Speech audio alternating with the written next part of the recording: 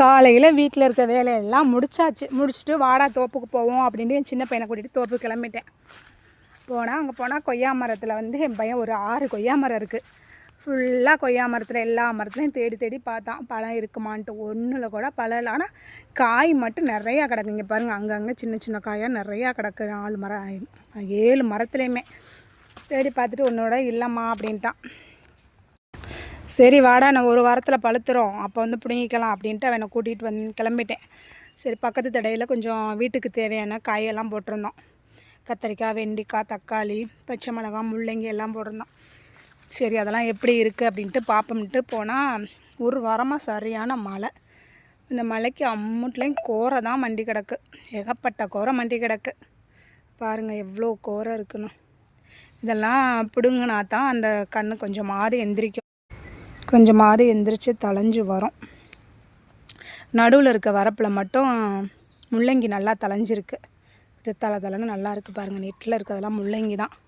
அதான் கொஞ்சம் நல்லா பார்க்குறக்கு கொஞ்சம் பச்சை பச்சைன்னு எந்திரிச்சிருக்கு. மற்றதெல்லாம் தனித்தனியாக இருக்குது. அந்த கூரையெல்லாம் எடுத்தால் தான் இந்த கண்ணெல்லாம் தளைஞ்சு வரும். நீ மழை வந்துச்சுன்னா மறுபடியும் கூரை மண்டிக்கிட்டே இருக்கும். சரி வாடா, பக்கத்துல ஒரு தோப்புக்கு போவோம். அங்கே கொஞ்சம் ஒரு 6-7 கோழி இருக்குது.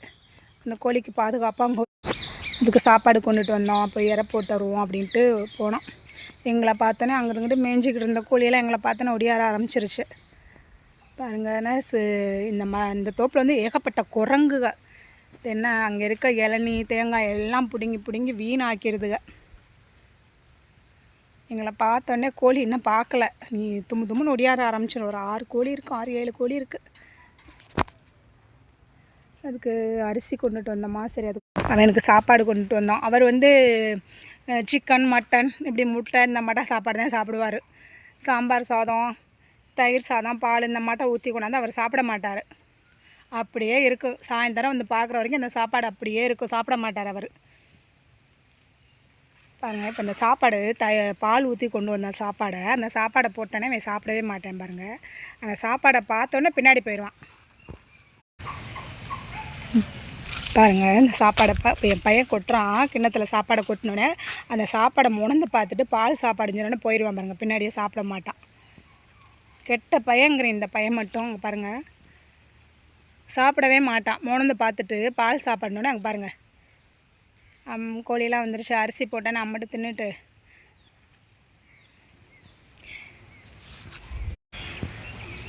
நீ வீட்டுக்கு கிளம்ப வேண்டியதான்.